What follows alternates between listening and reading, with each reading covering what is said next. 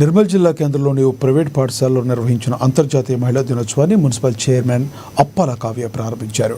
పాఠశాలలో ఏర్పాటు చేసిన విద్యార్థుల ప్రదర్శన, వైద్య శిబిరం, మహిళా ఏర్పాటు చేసిన క్రీడలను సందర్శించారు. పాఠశాలకు వచ్చిన విద్యార్థుల తల్లిదండ్రులు డాక్టర్లతో కలిసి మహిళా దినోత్సవ శుభాకాంక్షలు తెలిపి సెల్ఫీలు దిగి ఆకట్టుకున్నారు.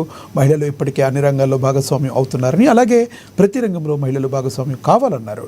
వీటితో తమ పిల్లలు విద్యపై నిర్లక్ష్యం చేయవద్దని, విద్యావంతులైనప్పుడే ఉన్నతమైన స్థాయికి ఎదుగుతారన్నారు. ఈరోజు సందర్శించిన వాసవి పాఠశాల తనతో ఆకట్టుకుందని తెలిపారు. ఇప్పటికే విద్యా వ్యవస్థలో నిర్మల్ పట్టణంలో ఉన్నతమైన హంగులతో పాఠశాలలు ఉన్నాయని, ప్రతి ఒక్కరూ పిల్లల విద్యపై ప్రత్యేక శ్రద్ధ చూపించాలని సూచించారు.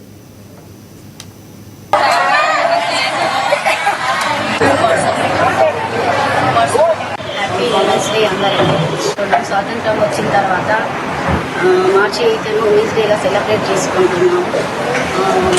దీంట్లో స్త్రీలు అన్ని రంగాల్లో ముందుకుంటున్నారు. విద్య, వైద్యం, ఆరోగ్యం, రాజకీయాలలో కూడా అన్నింటిలోనూ స్త్రీలు ముందుగానే పాత్ర వహిస్తున్నారు.